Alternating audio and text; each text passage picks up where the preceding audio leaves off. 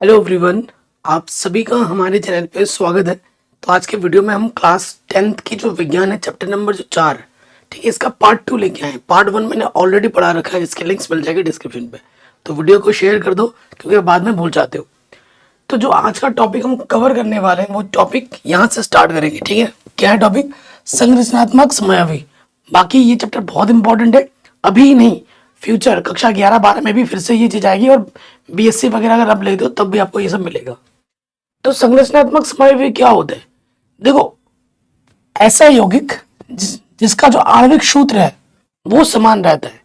आणविक सूत्र जो होगा वो समान रहेगा, लेकिन उसकी जो संरचना होगी, ठीक है, वो अलग अलग होगी।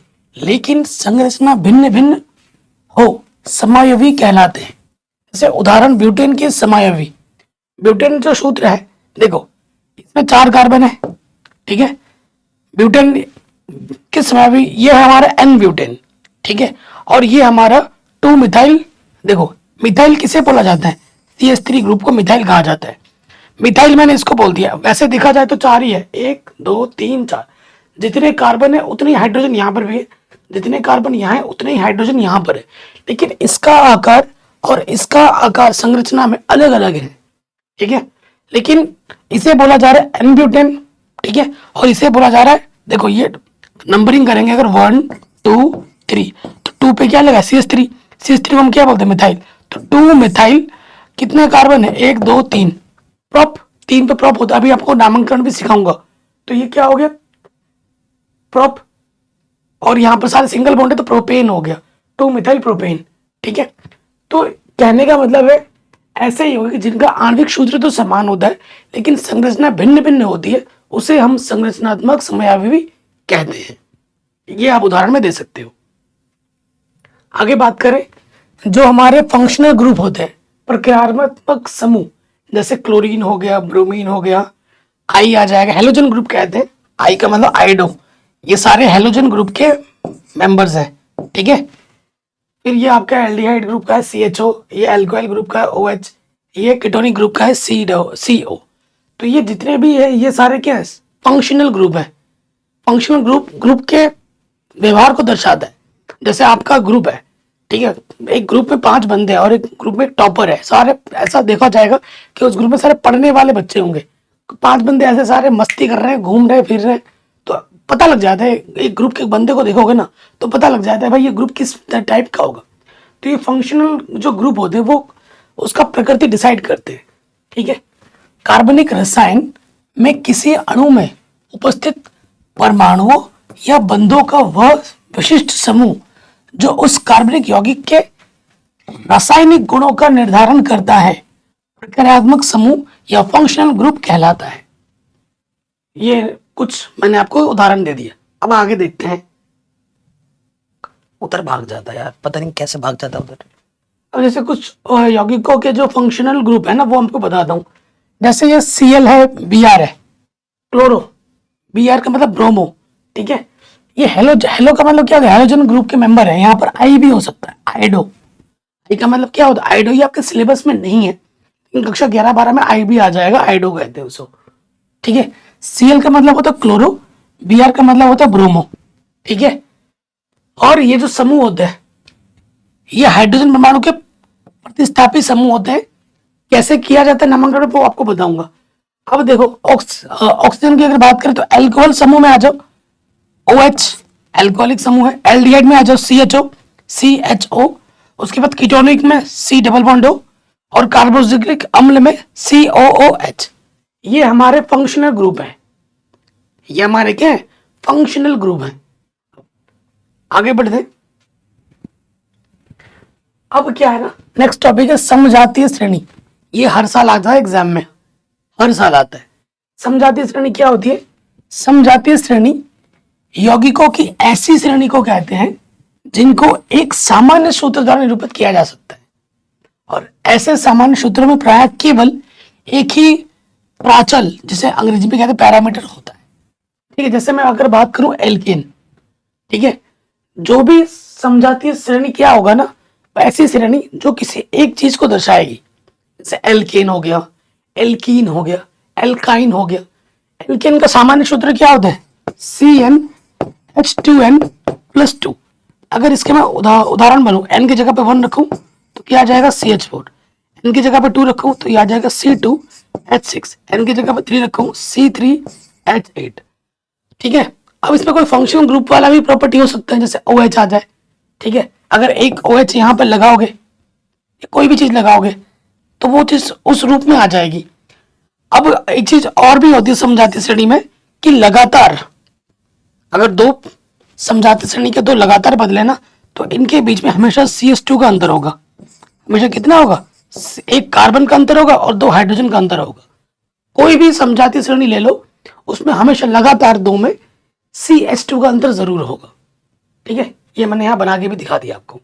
देखो, जिसमें 2 कार्बन है, एक कार्बन, इनमें से 2 में से एक कार्बन घटाओगे, एक कार्बन बचेगा। चाहे हाइड्रोजन में से 4 घटाओगे, 2 हाइड्रोजन बचेगा। चाहे इन दोनों में देख लो या इन दोनों में देख लो, इन्हीं 2 लगातार में देखने पे आपको ये गुण मिलेगा। समझाती श्रेणी की विशेषता क्या होती है? बहुत शानदार विशेषता है। इसमें कार्बन यौगिकों को उसमें उपस्थित कार्बन परमाणुओं की संख्या के बढ़ते क्रम में लगाया जाता है। जैसे CH4 था, C2H6 था, C3H8 था, तो बढ़ते हुए क्रम में लगाया जाता है। 2 क्रमागत यौगिकों के बीच CH2 का अंतर होता है। ये मैंने आपको बोला था अभी।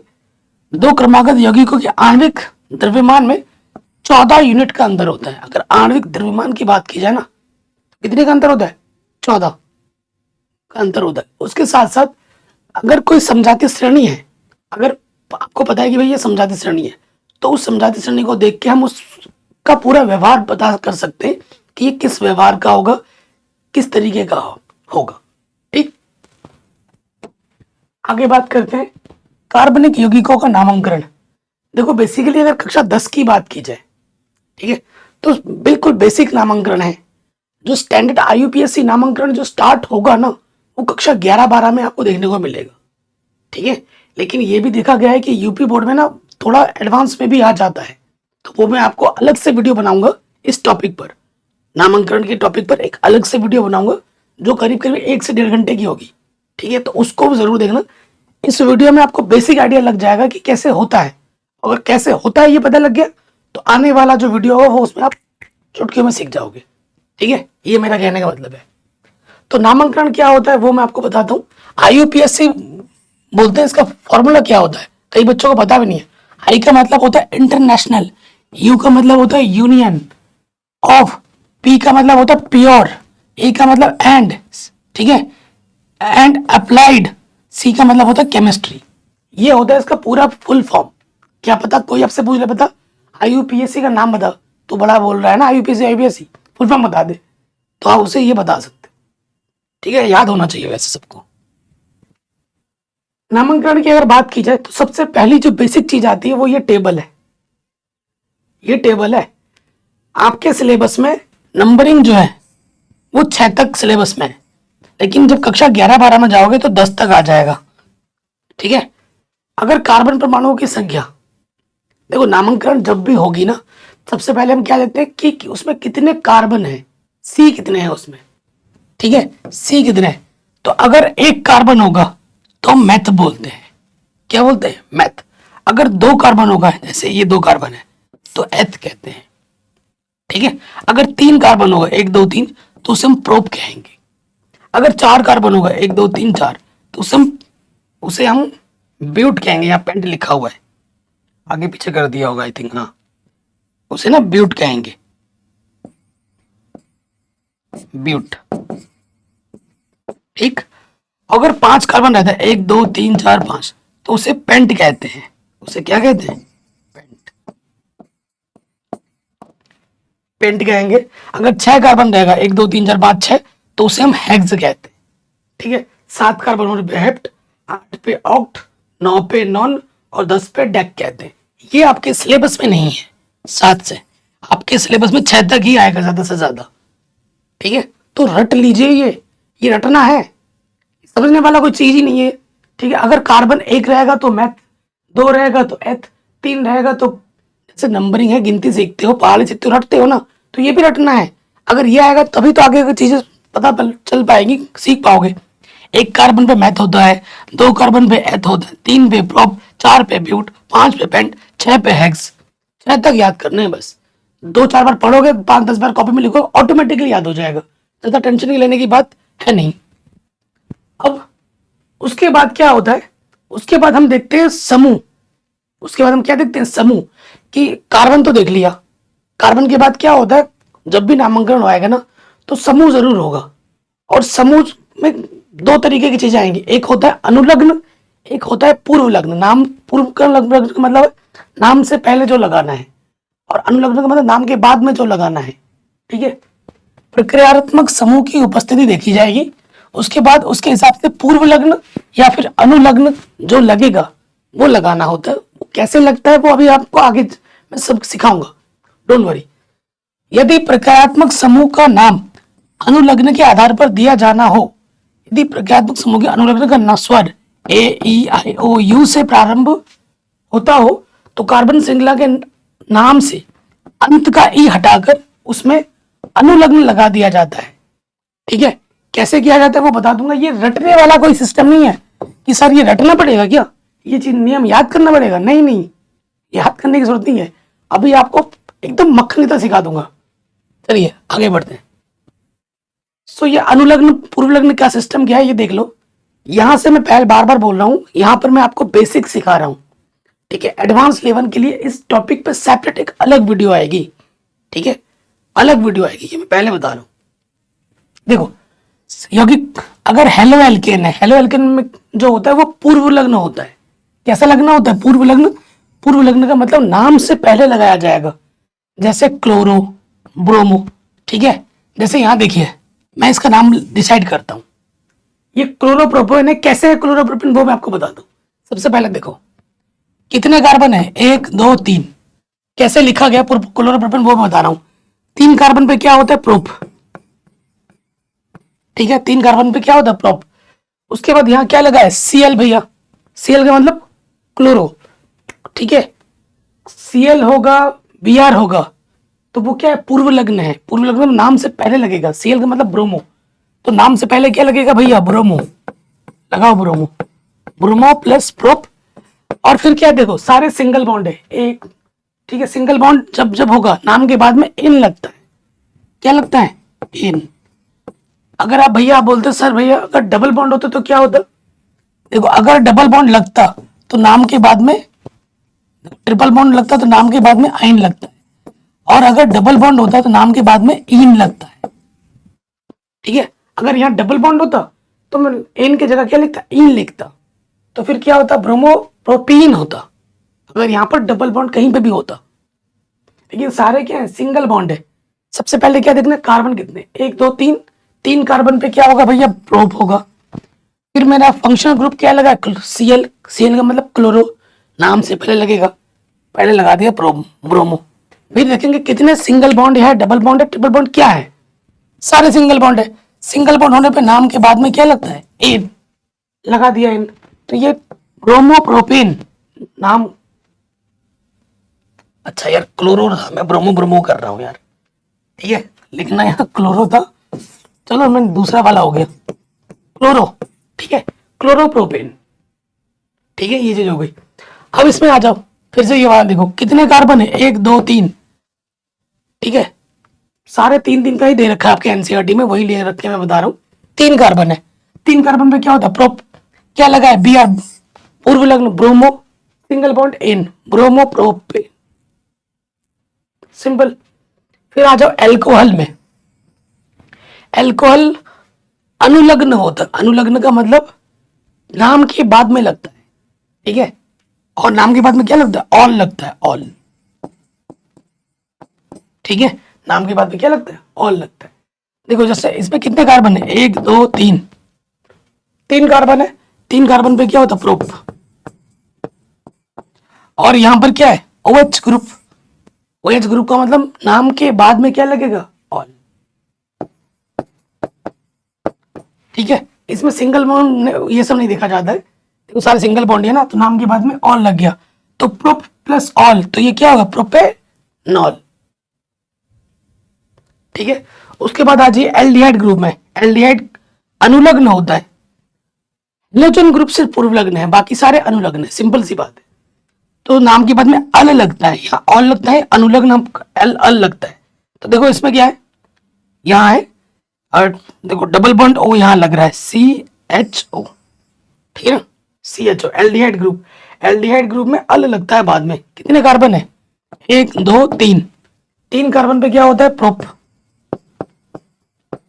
ठीक, प्लस CHO ग्रुप है, डबल बॉन्ड ओ इधर लगा है, तो नाम के बाद में अंत में क्या लगता है, अल, नाम के बाद में क्या लगता है, अल, तो अल लगा दो यहाँ पर, तो क्या हो जाएगा, प्रोपेनल, प्रोपेनल,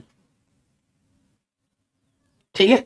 उसके बाद कीटोनिक ग्रुप में आ जाओ, कार्बोक्सिलिक भी आएगा अभी। कीटोनिक में क्या होता है, नाम के बाद में ओन लगता है, क्या लगता है नाम के बाद में, ओन। कीटोनिक ग्रुप में क्या होगा, ये जो डबल बॉन्ड आखिर में नहीं बीच में होगा, ठीक है, डबल बॉन्ड बीच में, देखो यहां देखो कितने कार्बन है, 1 2 3 कार्बन है। 3 कार्बन पे क्या होता है भैया, प्रोप होता है, ठीक। और भैया यहां देखो डबल बॉन्ड है, तो नाम के बाद में क्या लगता है, ओन लगता है, लगा दो ओन, तो ये क्या हो गया, prop own, prop plus own, तो ये क्या हो गया, प्रोपेनोन,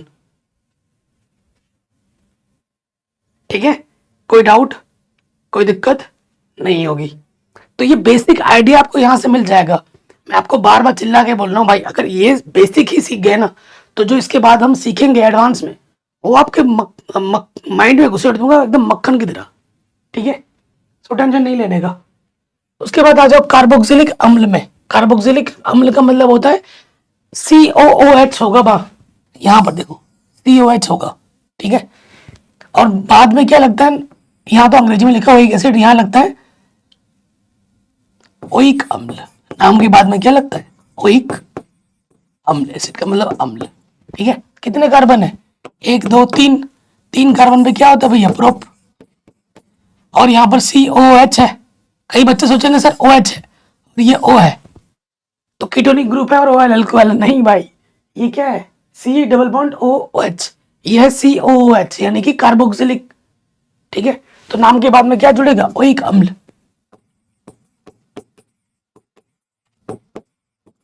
तो ये क्या हो गया, प्रोप प्लस ओइक अम्ल, प्रोपोनोइक अम्ल, ठीक है, ये आ गया। अब देखो यहाँ पर एल्किन है और एल्काइन ग्रुप का लिख रखा है।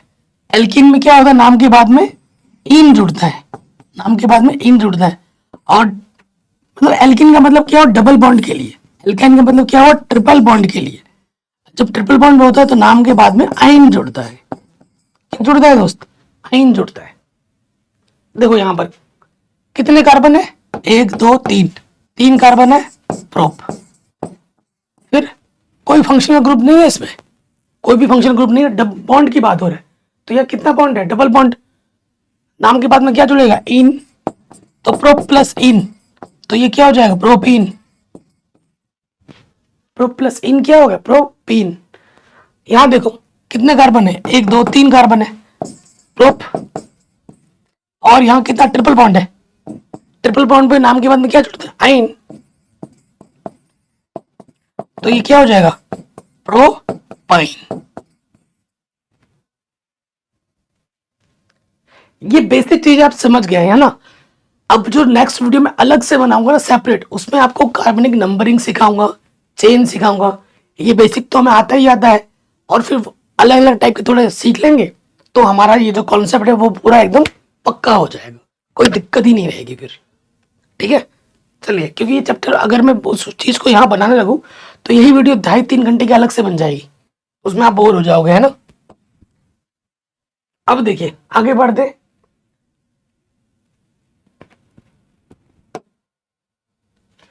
अगला टॉपिक है कार्बन यौगिकों के रासायनिक गुणधर्म। इस टॉपिक पे भी क्वेश्चन आ जाता है।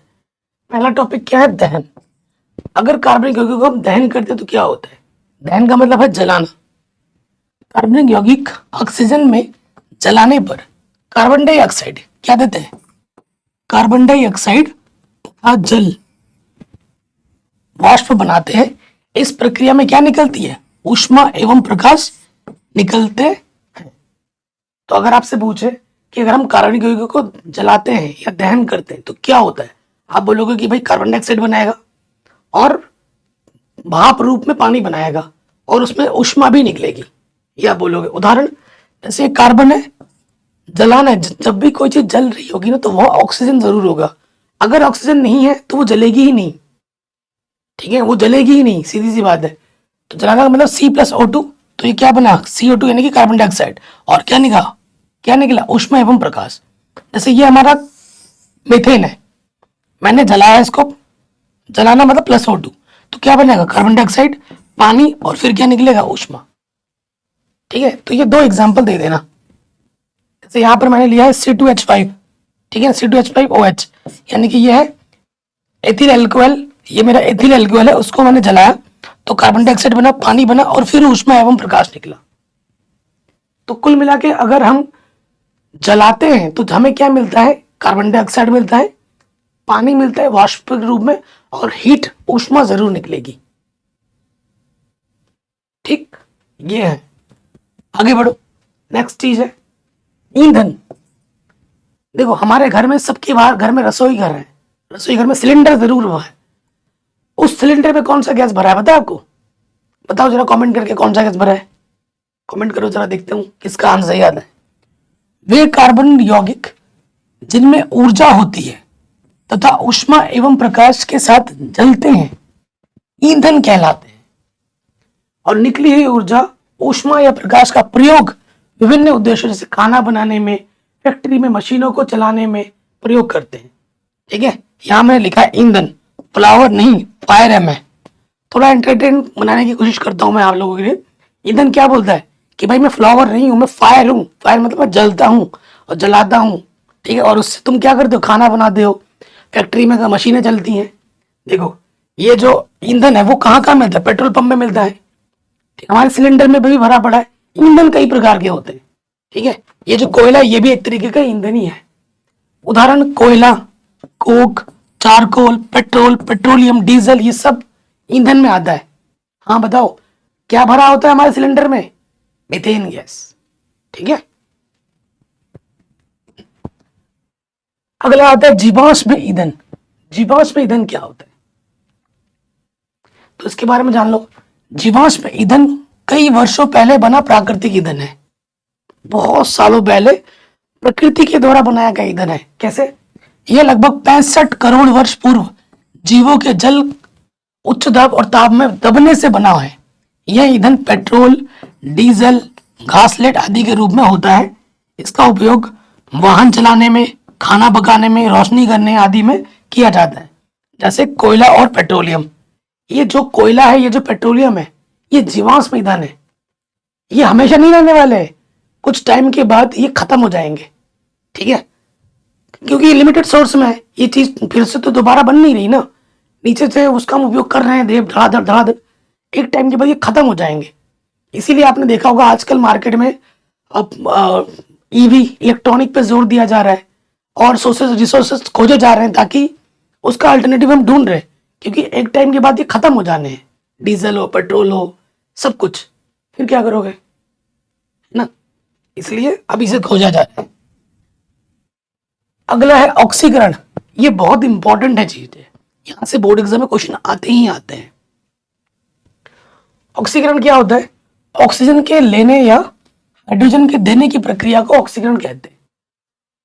देखो लेने का मतलब क्या है, अगर ऑक्सीजन उसमें जुड़ रहा है, और देने का मतलब है अगर हाइड्रोजन की कमी हो रही है, तो उस अभिक्रिया को हम क्या कहते हैं, ऑक्सीकरण कहते हैं। अगर किसी अभिक्रिया में ऑक्सीजन जुड़ रहा हो या हाइड्रोजन कम हो रहा हो, तो उस अभिक्रिया को हम क्या कहेंगे, ऑक्सीकरण अभिक्रिया कहेंगे, जिसे और एक नाम से भी जाना जाता है। किस नाम से, उपचयन अभिक्रिया। ठीक है, उदाहरण देखोगे हमारे पास ये क्या है, एथिल एल्कोहल है, C2H5OH।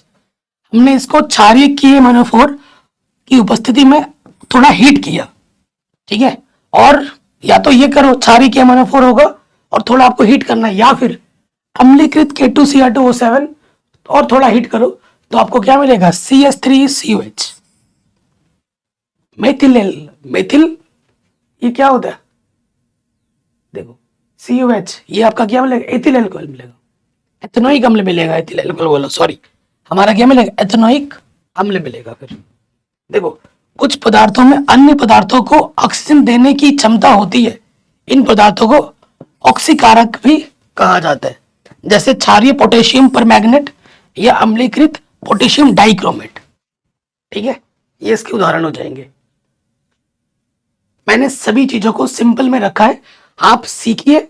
एक बार तो पहले सुनो समझो, उसके बाद दोबारा नोट्स भी बना लो प्रॉपर, तो ये बेस्ट रहेगा। आगे बढ़ते हैं।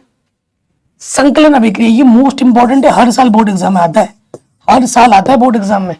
संकलन अभिक्रिया एडिशन, और अभी एक आएगा माइनस वाला। देखो, कार्बनिक रसायन में संकलन अभिक्रिया वह कार्बनिक अभिक्रिया है जिसमें दो या दो से अधिक अणु मिलकर एक बड़ा अणु बनाते हैं।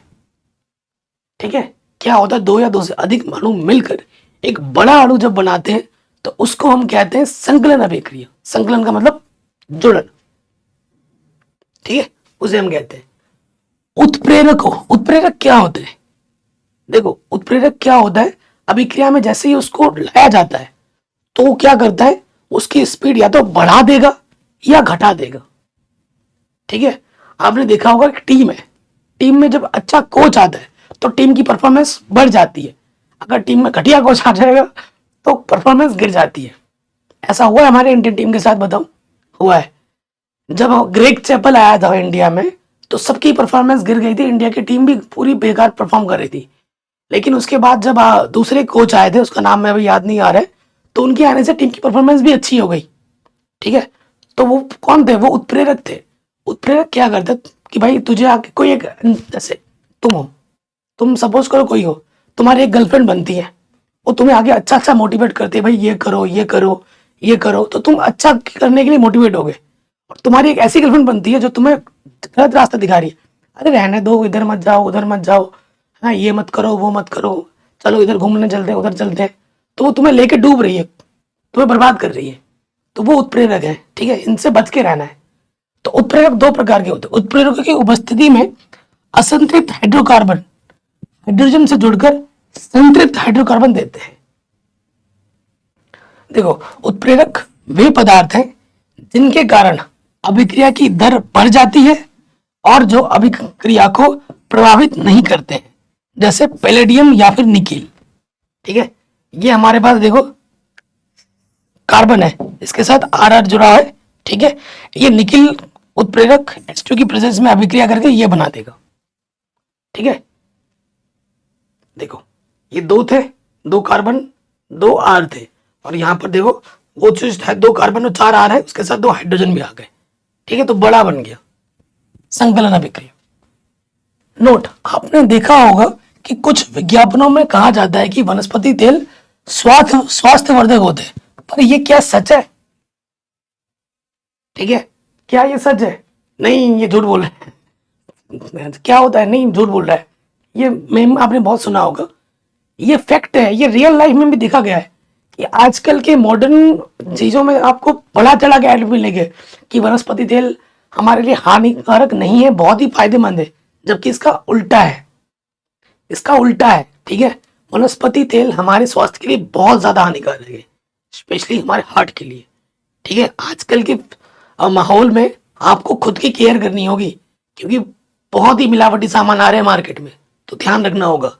और हाँ, सरसों का तेल सबसे बेस्ट है, सस्ता भी है और बेस्ट है, उसका प्रयोग करें, लेकिन कम मात्रा में करें।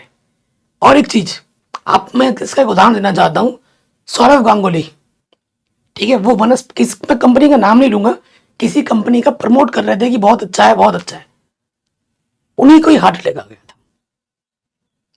ब्रांड एम्बेसडर है वो, और उनका प्रमोट करते हैं, उन्हीं को ही वो चीज प्रॉब्लम हो गई थी। ठीक, वो तो शुक्र मनाओ कि सबका प्यार है उनके साथ, तो वो बच गए। भाई वो अमीर है, हॉस्पिटल के बगल में रहते हैं, हम गरीब लोग हैं, हॉस्पिटल हमसे कितने दूर रहे, हम जाते जाते क्या पता हमारे बचे ना बचे। तो इसलिए खुद का ध्यान रखो और अच्छा खाओ पियो। ठीक है, ये मैं कहना चाहूंगा। साधारण जो जंतु वसा होती है, संतृप्त वसा अम्ल होते हैं। ठीक है, और उसके साथ जो जो चर्बी से जो ऑयल बनता है या हड्डियों से बनाया जाता है, उन वो हमें नहीं खाना चाहिए, जैसे डालडा घी हो गया, ये सब इनसे दूर रहो। ठीक है, ये स्वास्थ्य के लिए हानिकारक माने जाते हैं। भोजन पकाने के लिए असंतृप्त वसा अम्लों वाले तेलों का उपयोग करना चाहिए, ये बेस्ट होते हैं। ठीक है, आगे बढ़ते हैं। नेक्स्ट, प्रतिस्थापन अभिक्रिया। ये इंपॉर्टेंट है, मैं बोल रहा था ना, एक संकलन हो गया, प्रतिस्थापन हो गया, ये हर साल एग्जाम में आते हैं। जिन अभिक्रिया में किसी कार्बनिक अणु के किसी एक या अधिक परमाणु या परमाणु समूह का प्रतिस्थापन होता है, क्या कहलाता है? प्रतिस्थापन अभिक्रिया कहलाता है। देखो, कोई अभिक्रिया है, उसमें एक अणु हो या परमाणु हो, वो जब हट जा रहे हैं, कम हो जा रहा है, तो उसे हम क्या कहेंगे? प्रतिस्थापन अभिक्रिया कहेंगे। उदाहरण देखो, क्लोरीनी कारक। मैं एक उदाहरण लेता हूं। ये देखो, हमारे पास ये क्या है? CH4 है और ये हमारा क्लोरीन है, इसे मिलाया मैंने। सूर्य की प्रकाश की उपस्थिति में हमने जो हीट हो रहा है वो सूर्य की प्रकाश की उपस्थिति में हीट हो रहा है, तो क्या होगा? CH3Cl, इसमें से एक हाइड्रोजन क्या होगा? कम हो गया, एक क्लोरीन इसके साथ जुड़ गया और इसके साथ HCl आ गया। देखो क्या होता है ये चीज, हाइड्रोजन परमाणु के क्लोरीन परमाणुओं के द्वारा प्रतिस्थापित होने की प्रक्रिया को क्लोरीनी कारक कहलाती है। ये देखिए, ये CH4 था और ये क्लोरीन है, तो इसमें से एक हाइड्रोजन कम हुआ, एक क्लोरीन इसके साथ आ गया और एक हाइड्रोजन इसके साथ क्लोरीन के साथ जुड़ गया यहां पर। ठीक है, जैसे उदाहरण में मैंने आपको दिखा दिया। तो ये क्या होता है? इस अभिक्रिया को हम क्या कह सकते हैं? क्लोरोनीकरण कह सकते हैं, क्योंकि क्लोरीन की अभिक्रिया से यह अभिक्रिया को हम दर्शा पा रहे हैं। ठीक है, आराम से बन गया, कोई दिक्कत नहीं। कुछ महत्वपूर्ण कार्बनिक यौगिक जैसे एथेनॉल और एथेनोइक अम्ल, ये बहुत ही ज्यादा फेमस है और इनका बहुत ही उपयोग है। ठीक, और इस पर क्वेश्चन भी आ जाते हैं, इसीलिए इस टॉपिक को मैंने इंक्लूड किया है, बोर्ड एग्जाम में आता ही आता है। अनेक कार्बनिक यौगिक हमारे लिए अनमोल होते हैं, किंतु यहां हम व्यावसायिक रूप से महत्वपूर्ण दो यौगिक, एक एथेनॉल और एक एथेनोइक अम्लों के गुणधर्मों का अध्ययन करेंगे व्यावसायिक रूप में। ठीक है, फैक्ट्री में वहां जो सबसे ज्यादा होता है, दो चीज का उपयोग ज्यादा होता है, एक होता है एथेनॉल का और एक होता है एथेनोइक अम्ल का। ठीक है, इनके बारे में हम पढ़ेंगे। सबसे बात करते हैं पहले एथेनॉल। देखो, सामान्यतः एथेनॉल को अल्कोहल कहा जाता है, समझ रहे हो? अल्कोहल, अल्कोहल मतलब दारू, आम भाषा में, देसी भाषा में दारू कहते हैं, तथा ये सभी अल्कोहली पेय पदार्थों का महत्वपूर्ण अवयव है। ठीक है, पेय पदार्थ जो होते हैं उनमें इनका ये महत्वपूर्ण इंग्रेडिएंट है, आप कह सकते हैं। ये एक अच्छा विलायक है, इसीलिए इसका उपयोग टिंचर, आयोडीन, कफ सिरप। देखो, कई बार जब लोगों को नशे की आदत होती है ना, तो अगर मार्केट में कोई अवेलेबल नहीं है या बैन हो रखा है, तो वो मेडिकल स्टोर में जाते हैं, कफ सिरप पीते हैं। तभी डॉक्टर बोलता है कफ सिरप जो लेते हैं ना, एक लिमिट मात्रा में लेनी चाहिए, हेल्प करेगा। लेकिन पूरी बोतल घटक लोगे तो वही नुकसान भी है और नशा बहुत ज्यादा होता है। ठीक है, टॉनिक आदि जैसी औषधियों में होता है। ठीक है, इनमें अल्कोहल प्रेजेंट होता है, लेकिन उसका जो डोज होता है वो लिमिट में होता है, तो हम बॉडी को वो फायदा करता है, क्योंकि उसके साथ और भी चीजें हैं। लेकिन वही चीज अगर हम पूरा घटक ले तो वो नुकसान करेगा और हमें नशा बहुत ज्यादा हो जाएगा। शुद्ध एथेनॉल की थोड़ी सी भी मात्रा घातक सिद्ध हो सकती है। जो परिशुद्ध अल्कोहल होता है ना, ठीक है, अगर ये हम खा लें, या खा ले बोल रहा हूँ, पी ले, एक्चुअली मैं बंगाली हूं ना, हम बंगाली में सब चीज खाते हैं, पानी को भी खाते हैं, खाने को भी खाते हैं, कोई भी चीजों खाते हैं, तो बंगाली वो थोड़ा अंदर से निकल जाता है।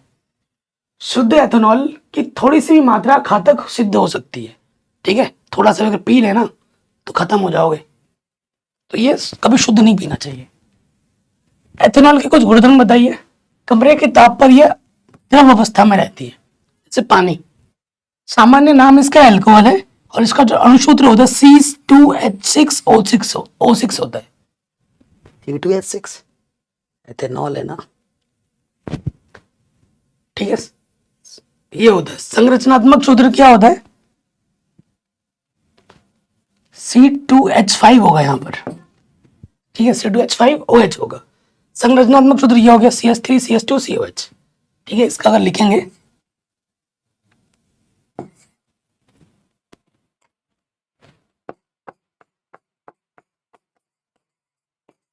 ये है इसका संरचनात्मक सूत्र। ठीक, जल में ये क्या होता है? घुलनशील होता है, रंगहीन होता है, गंध और जलने वाला स्वाद होता है। उदासीन प्रकृति का होता है। कैसे बनता है? गन्ने का रस, मूले रस जिसे सीरा बनाने के उपयोग में लाया जाता है, जिसका किण्वन करके अल्कोहल तैयार किया जाता है। आपने देखा होगा इसका प्रयोग आमतौर पर जो गांव में जो लोग बनाते हैं, ठीक है, वो लोग ये सिरका खरीद के लाते, सीरा खरीद के लाते हैं, सड़ी हुई क्या कहते हैं, गुड़, वो खरीद के लाते हैं, सीरा बोलते हैं उसको। और फिर वो लाते हैं, किसी कोई प्रोसेस होता है नदी किनारे, वहां पर पकाते हैं और उसको फिर वो बेचते हैं अल्कोहल बनाकर। देसी दारू बोलता है इसको, ठीक है ना। आपके यहाँ भी होता होगा, आपने भी देखा होगा, मैंने भी देखा, मेरे गांव में भी होता है। और इसमें पुलिस वाले फुल सपोर्ट करते हैं। कई बार ऐसा होगा, अगर उनको हफ्ता नहीं मिले पुलिस वाले को, तो वो आके तोड़ फोड़ देंगे और फोटो वोटो खिंचवा के डाल देंगे अखबार में।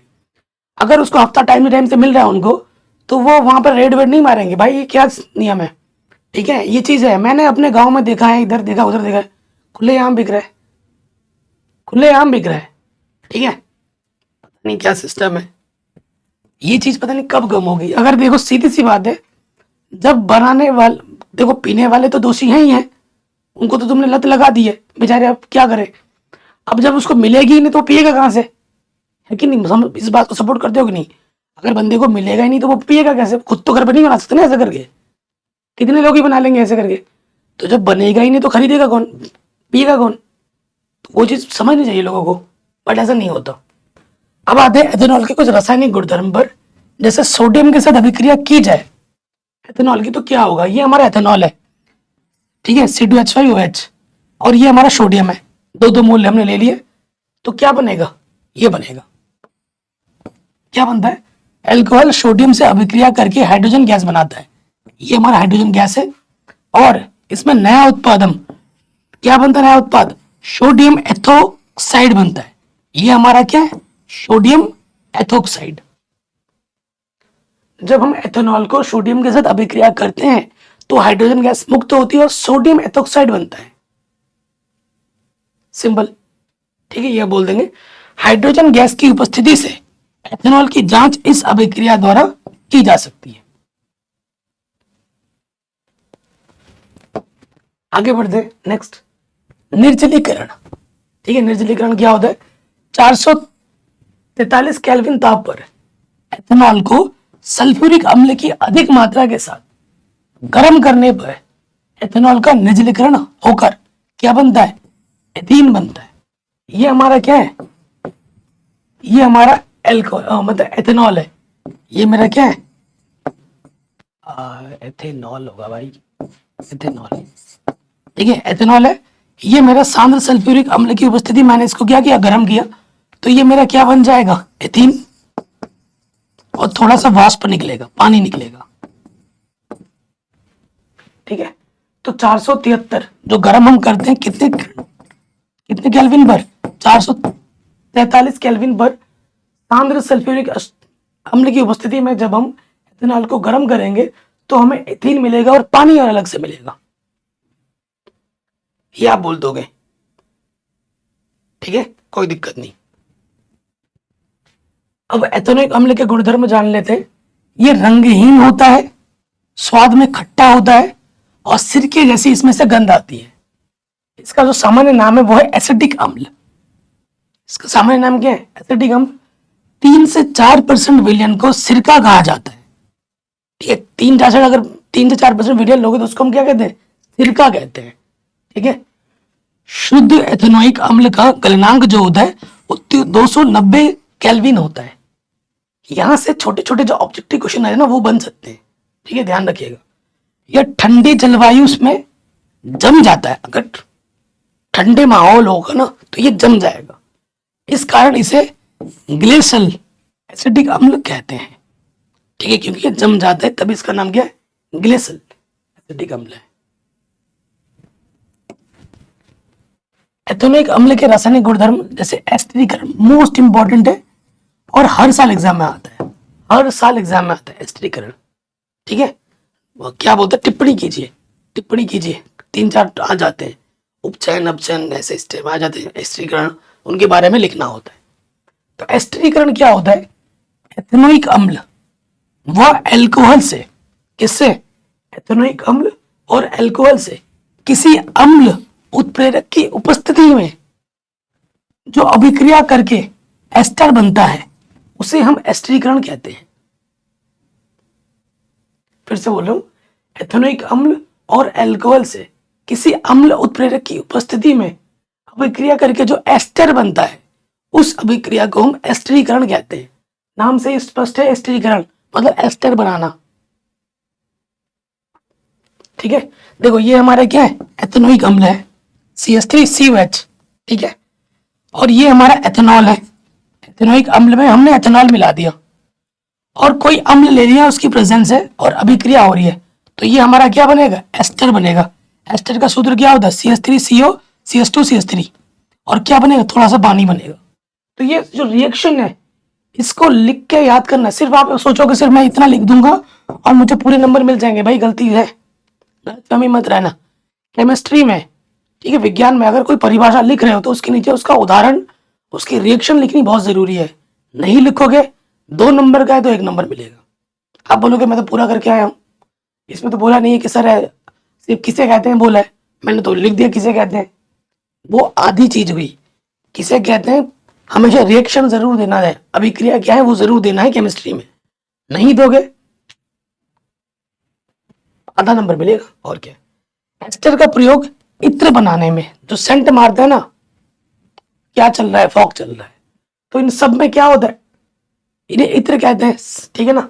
एस्टर का प्रयोग इत्र बनाने में स्वाद उत्पन्न करने वाले कारक की तरह प्रयोग किया जाता है।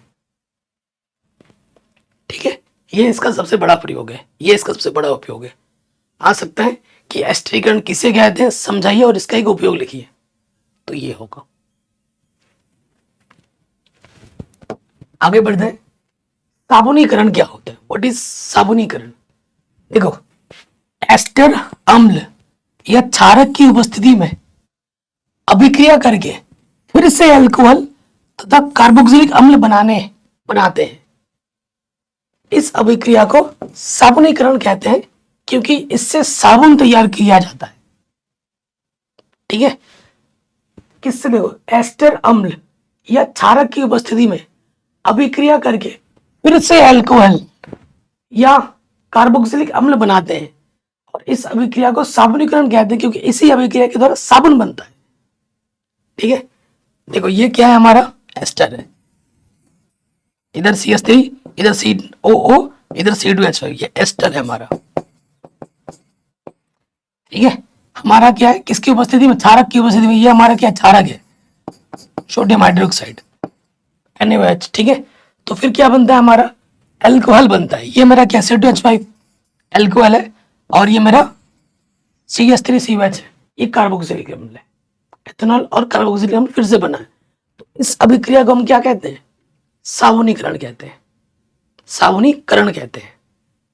आ गया, सिंपल। हर एक चीज को मैंने सिंपल रखा है, जो लिखा है इतना तो एग्जाम में लिखना ही पड़ेगा, नहीं तो पूरे नंबर नहीं मिलेंगे। ठीक है, आगे बढ़ते हैं। क्षारक के साथ अभिक्रिया होगा तो क्या होगा, ठीक है, ये देखो हमारा क्या है, CH3COH है, एथेनोइक अम्ल है, ये मेरा क्षारक है। ठीक है, ये मेरा क्या है, एथेनोइक अम्ल, एथेनोइक अम्ल, और ये मेरा क्षारक क्या है, सोडियम हाइड्रोक्साइड। ठीक है, क्या है ये, सोडियम हाइड्रोक्साइड, ये। ठीक, तो एथेनोइक अम्ल क्षारक के साथ जब अभिक्रिया करता है तो क्या बनाता है, लवण एवं जल बनाते हैं। ठीक है, ये मेरा लवण हुआ और ये मेरा जल हुआ, तो ये चीज होती है।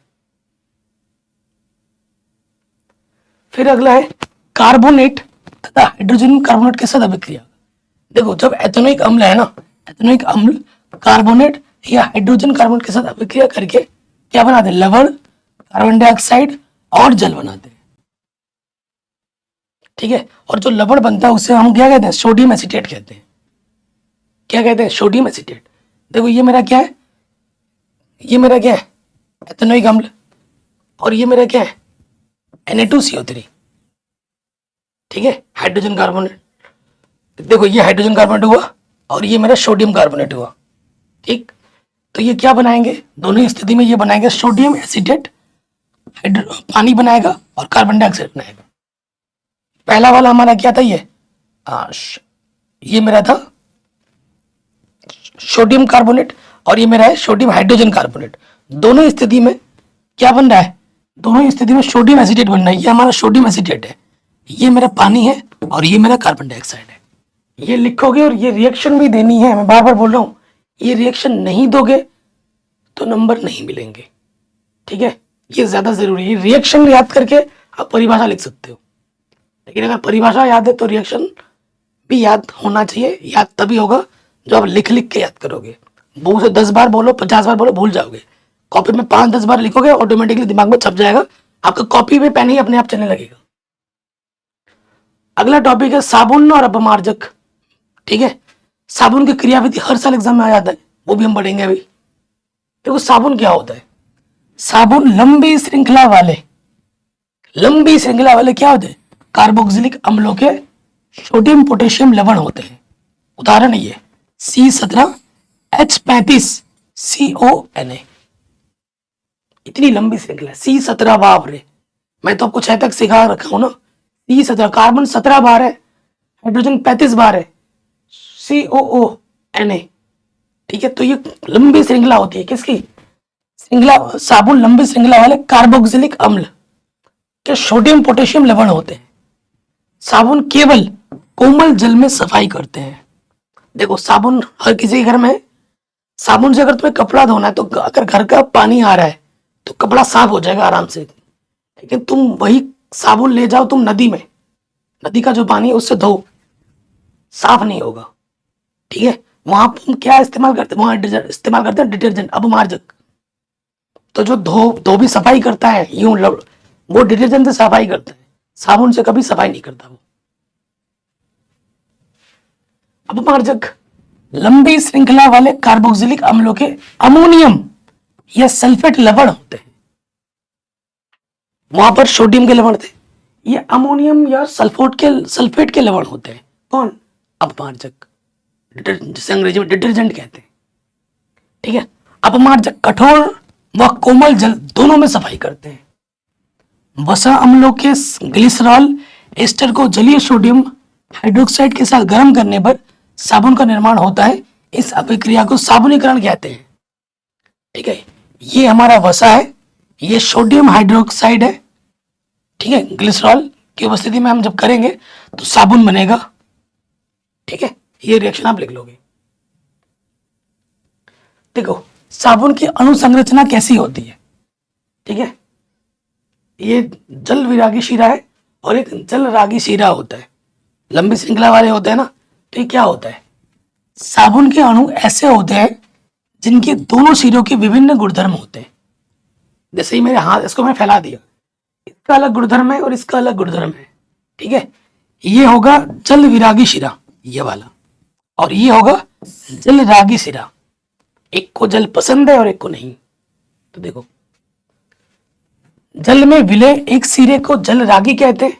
जल रागी मतलब जो जल में घुल जाता है, तथा हाइड्रोजन में विलय दूसरे सिरे को जल विरागी कहते हैं। एक तो जल में घुलता है, दूसरा हाइड्रोजन में घुलता है, तो जल विरागी सिरा, जल में जो नहीं घुलता। ठीक है, अब देखो नेक्स्ट टॉपिक है साबुन की सफाई की प्रक्रिया या साबुन की सफाई विधि। कपड़े सभी पहनते हो कि नहीं पहनते हो, ये नंगे घूमते हो, कोई नंगा नहीं घूमता। साबुन किस तरीके से सफाई करते हैं, देखो जो भी हम कपड़े मैले होते हैं, आपने देखा होगा कपड़े पे कभी आप कहीं जा रहे हो, धूल लगा, आप कपड़े को ऐसे पटक देते हो, ऐसे झाड़ते हो, तो वो धूल गिर जाती है, कपड़ा साफ हो जाता है। लेकिन एक ही कपड़ा हम कई दिनों तक पहन रहे हैं, जैसे ये शर्ट मैं पहनूंगा, आप भी पहन के स्कूल जाते हो, तो हमारी शर्ट की कॉलर में यहाँ से अंदर से क्या होता है, मैला चिपक जाता है, और वो जो मैला होता है वो तेलीय रूप में होता है। तो उसको तुम झाड़ो नहीं निकलेगा, क्योंकि वो तेलीय रूप में है। ठीक है, वो चिपक के रखा है, और जब तक उसको साबुन से नहीं धोंगे तो वो जाएगा ही नहीं। तो कैसे होता है, साबुन के अणु का हाइड्रोजन श्रृंखला वाला भाग जल को प्रतिकर्षित करने वाला होता है। ठीक है, साबुन के दो हिस्सा है, एक जल रागी है जो जल को आकर्षित करता है और एक जल विरागी है, हाइड्रोजन वाला हिस्सा। ठीक है, परंतु वह धूल तथा चिकनाई जैसे मैल के कार्बनिक कणों को अपने साथ जोड़ लेते हैं। ठीक है, जल में तो वो नहीं घुल रहा है, लेकिन जो वो सीरा है, वो जो तेलीय चीज है, धूल चिकनाई मैल के कार्बनिक कणों को अपने साथ क्या करता है, जोड़ लेता है। इसीलिए मैले कपड़ों की सतह पर उपस्थित धूल तथा चिकनाई के कण साबुन के अणु के हाइड्रोकार्बन वाले भाग से जुड़ जाते हैं। जैसे हम उस पर हम साबुन रगड़ते हैं यूं, तो वो उसके साथ क्या होते हैं, जुड़ जाते हैं। और साबुन के अणु का आयनिक भाग COO नेगेटिव जल स्नेही होता है, जल के साथ उसका प्यार है, जो जल के अणुओं की ओर आकर्षित होता है और अपने हाइड्रोकार्बन भाग के चिपके धूल और चिकनाई के कणों को अपने साथ खींचकर जल में ले जाता है। ठीक है, और इस प्रकार मैले कपड़े की सतह पर लगे धूल तथा चिकनाई के सारे कण साबुन के अणुओं के साथ साथ लगकर जल में आ जाते हैं तथा मैला कपड़ा साफ हो जाता है। ठीक है, आपसे कई बोल सकते हैं मिसेल का निर्माण क्या होता है, ये देखो, ये चित्र जरूर बना देना, इसके बारे में आपको बताता हूं। जब साबुन को जल में घोलते हैं तो वो मिशेल बनाती है। क्या बनाती है, मिशेल झाग। ठीक है, इस मिशेल में साबुन के अणु रेडियली ढंग से व्यवस्थित होते हैं, जिसमें हाइड्रोजन कार्बन श्रृंखला वाला भाग केंद्र की ओर होता है। ठीक है, किसकी ओर होता है, हाइड्रोजन श्रृंखला वाला भाग केंद्र की ओर होता है, तथा जल को आकर्षित करने वाला भाग कार्बोक्सिलिक भाग बाहर की ओर होता है। ठीक है, जल को आकर्षित करने वाला भाग क्या होता है, बाहर की ओर होता है। यह होता है मिशेल का निर्माण, झाग का निर्माण। साबुन की सीमाएं क्या है, देखो, कठोर जल में प्रयोग नहीं किया जा सकता। साबुन को हम कठोर जल में प्रयोग नहीं करते क्योंकि साफ नहीं होगा, झाग नहीं देगा। साबुन साफ क्यों नहीं होता, क्योंकि मिशेल का निर्माण नहीं कर पाता वहां। साबुन कठोर जल में उपस्थित मैग्नीशियम और कैल्शियम के लवण के साथ अभिक्रिया करके अघुलनशील पदार्थ स्कम बनाता है। क्या बनाता है, स्कम, अघुलनशील पदार्थ बनाता है। यह स्कम सफाई में मुश्किल पैदा करता है। ठीक है, क्या पैदा करता है, मुश्किल। और अपमार्जक जो होता है, जिसे हम डिटर्जेंट कहते हैं, इसके क्या लाभ है, कठोर और कोमल जल दोनों में उपयोग किया जा सकता है और अघुलनशील पदार्थ बनाता है। देख रहे हो, ये बनता है। तो इस तरीके से ये पूरा चैप्टर हमने सीख लिया है। यहां से जो पार्ट 1 और पार्ट 2 को अगर आप देख लोगे ना, तो आपको हर एक क्वेश्चन आप एग्जाम में आराम से कर पाओगे। और हाँ, नामांकन पे एक डिटेल वीडियो में लेके आऊंगा अलग से, उसको जरूर देख लेना। बाकी यहाँ इन दोनों पार्ट्स को अगर आप देख लेते हो तो इस चैप्टर के सारे कॉन्सेप्ट आपके क्लियर हो जाएंगे। ठीक है, डिटेल्ड वीडियो बनाता हूँ मैं, कोई शॉर्टकट वीडियो नहीं बनाता हूँ, वन शॉट लिख के चेप दिया आधे घंटे की वीडियो, वो मेरा काम नहीं है। मेरा काम है सिंपल और स्वीट चीज़ों को रखना, ताकि बच्चे आराम से समझ पाए और सीख पाए। आप वीडियो को एक बार देखो, दूसरी बार में नोट्स बनाते हुए देखो तो बेस्ट रहेगा, ये मैं हमेशा बोलता हूँ। वीडियो को शेयर करें। विज्ञान के साथ साथ मैंने गणित पूरी बढ़ा रखी है, इसकी प्लेलिस्ट को जाके आप चेक कर सकते हैं, मैं लिंक भी डाल दूंगा डिस्क्रिप्शन पे। चैनल पे नहीं तो सब्सक्राइब करो और इस वीडियो को शेयर जरूर करना। वीडियो अच्छी लगी है तो लाइक करो, बुरी लगी हो तो क्या बुरी लगी है कमेंट में मुझे जरूर बताओ, ताकि मैं उसको अच्छे से इंप्रूव कर पाऊँ। जय हिंद, अपना ख्याल रखें, मिलते हैं आपसे नई वीडियो में।